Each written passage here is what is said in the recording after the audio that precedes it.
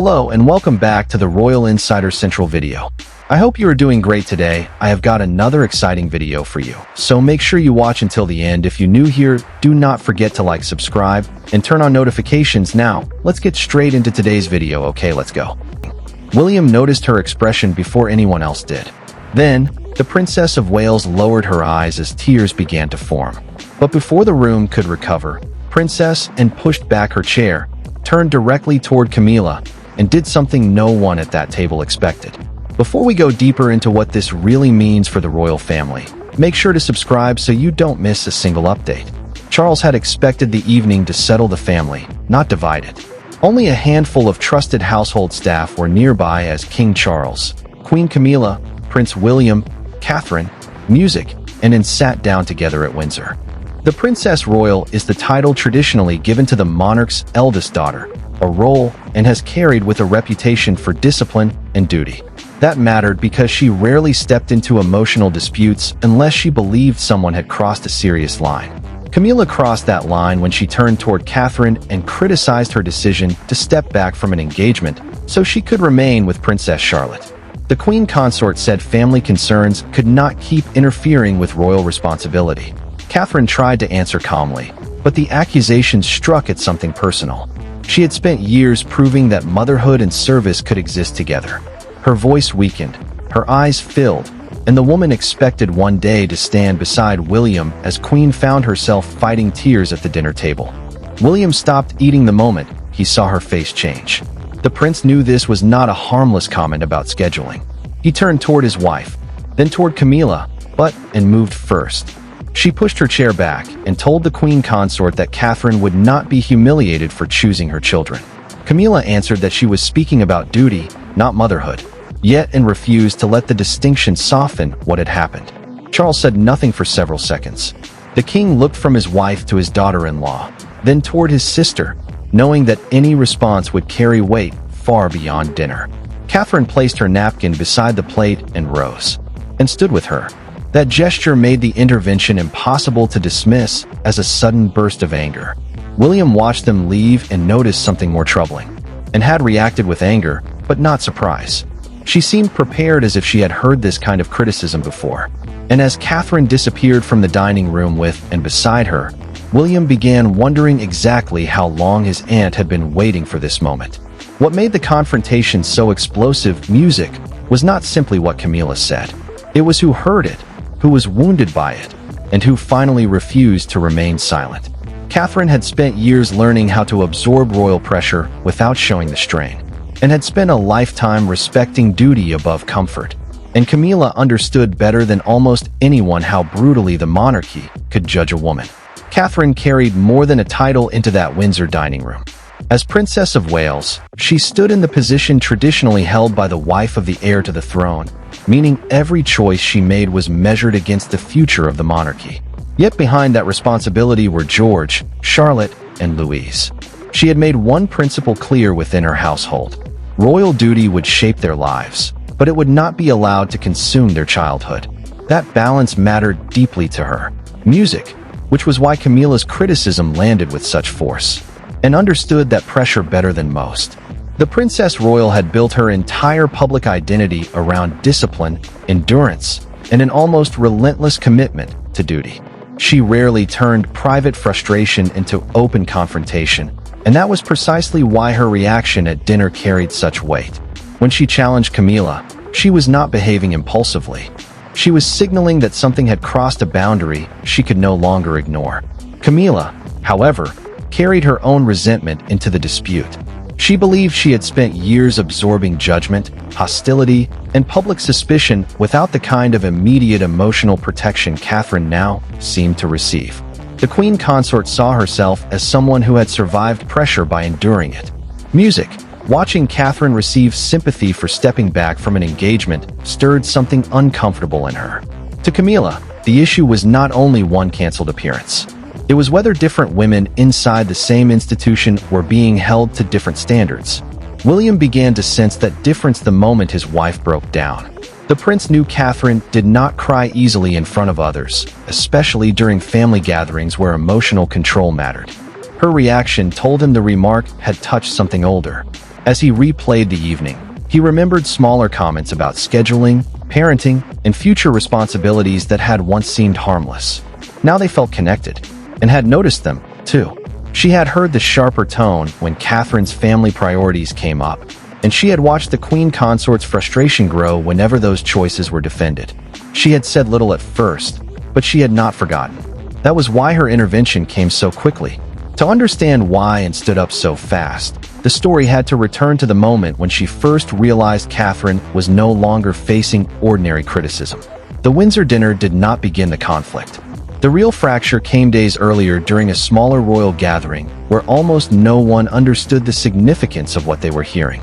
Catherine believed she was explaining a simple scheduling decision. Camilla heard something very different, and happened to be close enough to hear the exchange, and one sentence convinced her that another confrontation was coming.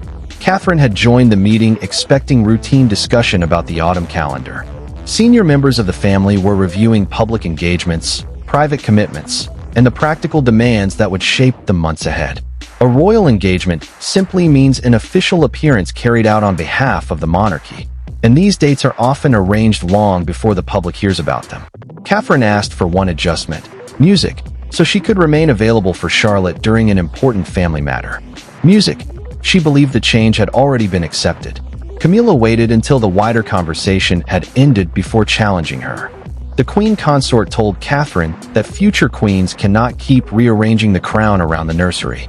The words were controlled, but the meaning was sharp.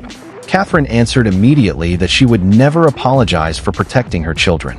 She did not raise her voice. She did not retreat either. For her, George, Charlotte, and Louis were not obstacles to duty.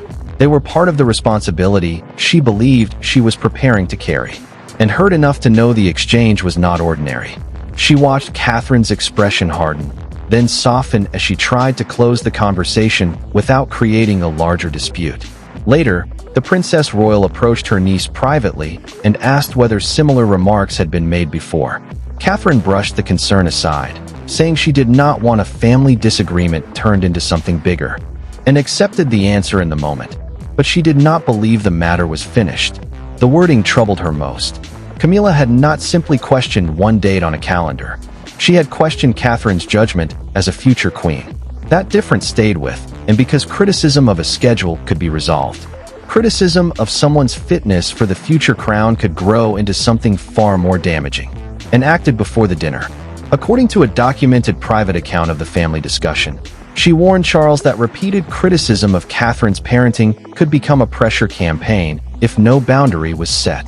The king listened carefully, but he chose not to intervene immediately. He believed the tension might settle on its own. That silence changed everything. When Camilla raised the same issue at dinner, and Catherine finally broke under the weight of it, and knew the family had already been given one chance to stop this. So when the Queen Consort questioned Catherine's parenting again, the Princess Royal was no longer hearing an unfortunate remark. She was hearing a warning ignored, and did not shout. That made the moment even more powerful.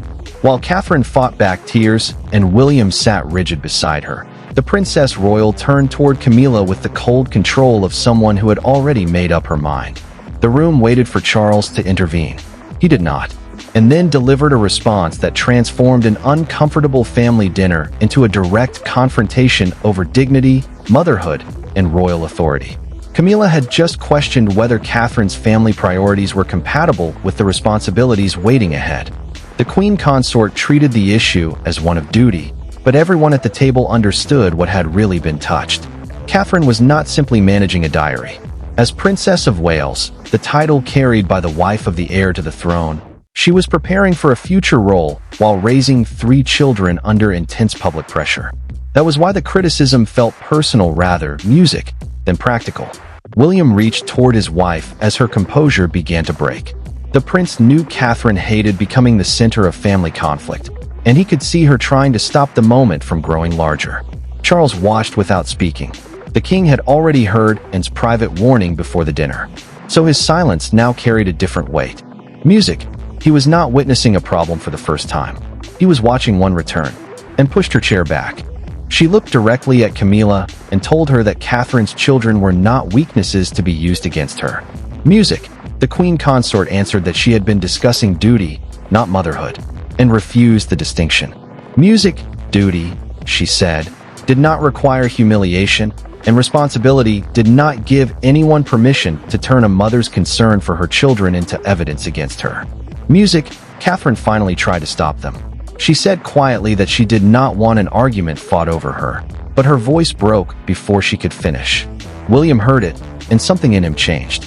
He turned toward Camilla and asked whether the remark had anything to do with the earlier Windsor scheduling exchange. Camilla froze for a moment. The question told her the private conversation was no longer private. Either Anne had spoken to William, Charles had shared the warning, or both men now understood there was a pattern behind the dinner confrontation. What had started as one sharp remark had become something much more dangerous. An open acknowledgement that old resentment had been building beneath the surface. Charles finally lifted his hand. The movement ended the argument, but it did not erase what had been said. The king looked across the table, knowing that whatever he chose next would either reduce Anne's intervention to another family clash or turn it into a lasting boundary. The table fell silent when Charles finally spoke because everyone understood that neutrality was no longer possible. For Charles, the most painful part of the evening was not deciding who had spoken too sharply. It was recognizing that two loyalties had collided directly in front of him. Camilla was his wife. Catherine was the woman expected one day to stand beside William as queen, and was demanding that he protect the boundary, and William's silence made one thing unmistakable. The king's response would be remembered long after dinner ended. Charles understood that his role gave him more than the power to end an argument. As sovereign, the monarch is the person who formally stands at the head of the royal institution. But inside that dining room, music, he was also a husband, father, brother, and father-in-law. Those roles were now pulling against one another. If relations between Camilla and the Wales household collapsed, the damage would not stay private. William and Catherine represented the monarchy's future, while the queen consort stood beside the current king. A permanent fracture between them could divide the family at its most sensitive point. William stayed behind after Catherine left. The prince chose his words carefully, but there was no softness in the message. He told his father that criticism of his wife's parenting could not become acceptable simply because it was presented as concern about duty. Catherine had spent years protecting her children while carrying enormous public responsibility, and he would not allow that commitment to be turned into a weakness. Charles listened without interrupting. He could hear that this was not a son complaining about one unpleasant dinner. It was the future king drawing his own boundary. Charles remained at the table after William left. He removed his glasses, music, sat them down, and sat in silence for several minutes before Anne returned. The king finally admitted that he should have stopped the issue earlier. According to a documented private account of their exchange, the Princess Royal reminded him that she had already warned him after the previous Windsor conversation, and did not accuse him loudly. She did something harder. She forced her brother to face the fact that avoiding conflict had allowed the conflict to grow. Music, Charles made his decision that night. Catherine's parenting choices, private family needs, and disagreements over her schedule would no longer be raised during formal or semi-formal royal gatherings. Those gatherings are structured family occasions where personal disputes are expected to remain outside the room. The king also told Camilla that the matter between her and Catherine would be addressed separately. Camilla did not welcome the boundary. The queen consort heard protection for Catherine where Charles believed he was restoring order. Music, her reaction made clear that the emotional damage had not ended with the dinner. By the time the evening was over, Charles had finally drawn a line. Music, but the person standing on the other side of it was his own wife. The confrontation ended quickly. Music, the damage did not. Catherine left the dining room shaken. William followed minutes later, and refused to soften what she had said. And Camilla suddenly left with the consequences of a remark she had expected to pass, as ordinary criticism discovered that the emotional balance inside the family had shifted. Windsor became quiet again, but behind several closed doors, very different conversations were beginning. Catherine did not leave the castle immediately. She moved into a private sitting room and tried to steady herself before facing anyone else. That mattered because Windsor was not simply another royal residence that night. It had become the place where a family disagreement, music, had crossed into something deeply personal. William joined her soon afterward and told her she would not be expected to return to the table. The prince made the decision quietly, but its meaning was clear. Their absence would now speak for them. Camilla faced a very different silence.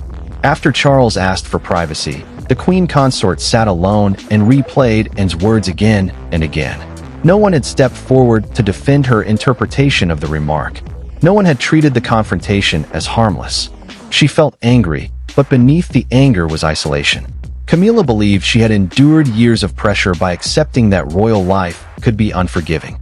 Watching Catherine receive protection for something she had once been expected to survive alone made that frustration even sharper. Charles understood that the family could not simply wake up and pretend the night had never happened. The kingkin led the planned family breakfast the next morning and instructed his household to give Catherine space. A royal household is the team of private staff who manage the daily working and personal arrangements around senior members of the family. Canceling the breakfast was therefore more than convenience. Music. It was a quiet signal that the monarch considered the damage serious enough to interrupt the family schedule, and refused to help soften the story inside Windsor. Music. When an aide suggested describing the evening as a misunderstanding, the Princess Royal rejected the wording. According to a documented private account of that exchange, she said Catherine had been visibly hurt and that reducing the incident to confusion would only make the wound deeper, and had intervened because she believed a boundary had been crossed, and she would not now pretend otherwise. Catherine spent the next hours thinking less about Camilla's remark and more about Anne's reaction. The speed of that defense still unsettled her.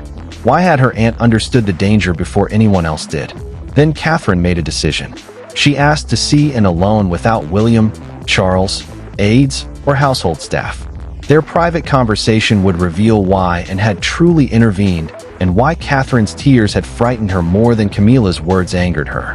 When Catherine asked to speak with Anne alone, she was not looking for another defender. She wanted to understand why the Princess Royal had broken years of disciplined restraint, music, over one dinner table remark. No aides entered the room. William stayed away for the first time since the confrontation. Neither woman had to perform a royal role. What Anne told Catherine turned the humiliation of the previous evening into something far more personal. Catherine spoke first. She admitted she had tried to ignore Camilla's comments because she feared any response would become another story about division between senior royal women. A senior royal is simply a member of the family who carries major public duties on behalf of the monarchy, which means even private disagreements can quickly become larger than the people involved. Catherine had wanted to protect the institution, protect William, and protect her children from another wave of attention. Music, silence had seemed easier, and listen without interrupting. Then Catherine asked the question that had been troubling her since dinner. Why had she intervened so quickly?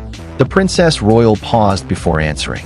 According to a documented private account of their conversation, music, she said watching someone remain silent while being wounded could become another form of permission, and had seen Catherine trying to absorb the insult, and she believed that if everyone else stayed quiet, the message would be unmistakable.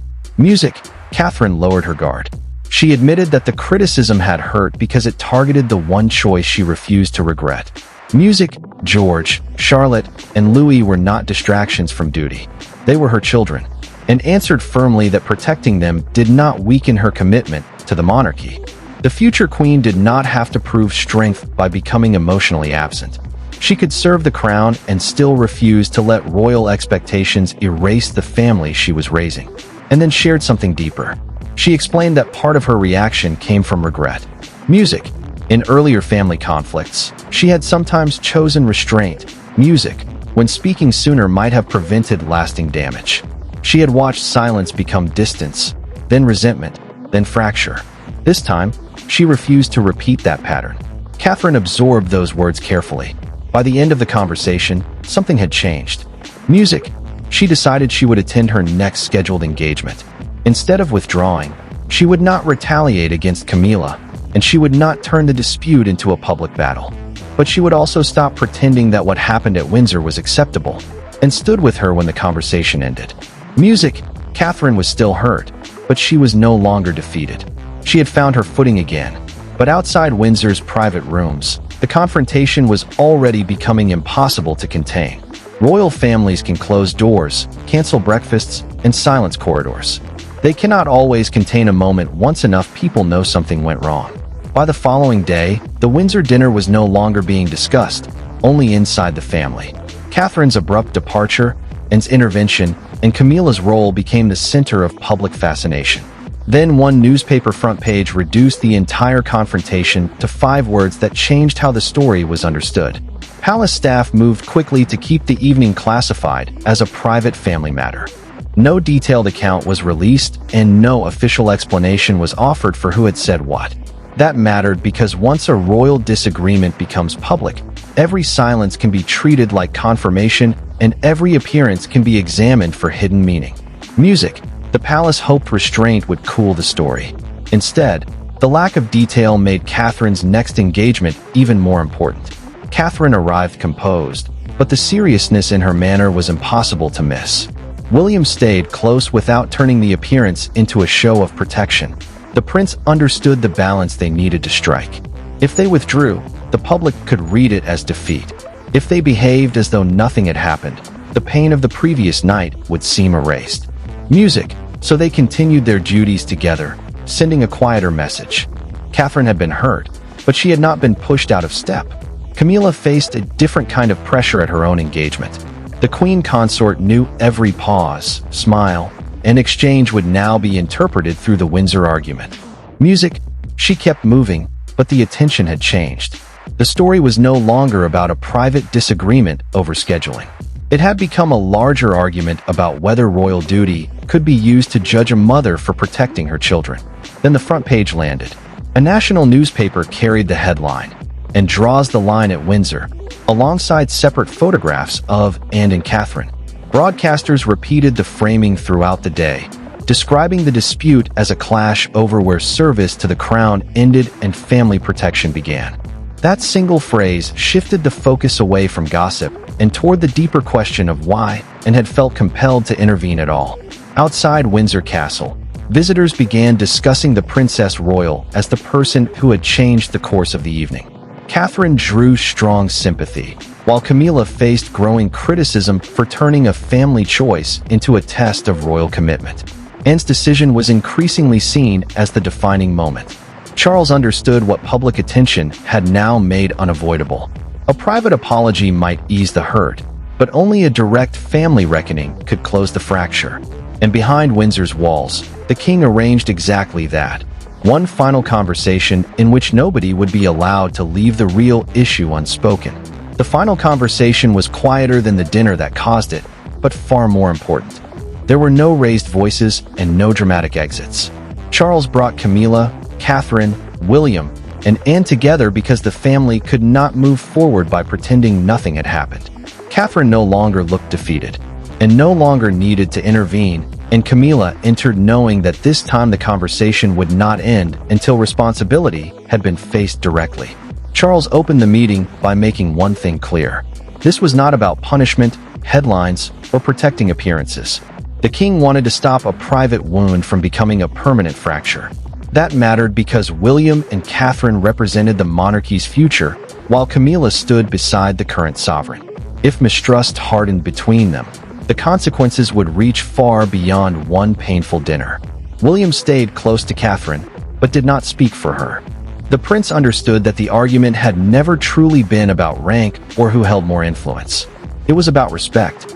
He allowed his wife to answer in her own words while and watched quietly, no longer needing to shield her from the room. Camilla finally faced Catherine directly. The queen consort acknowledged that bringing her parenting choices into the dinner conversation had been unfair and personally hurtful. According to a documented private account of the meeting, she apologized without trying to defend the original remark. Catherine accepted it, but she did not erase the boundary.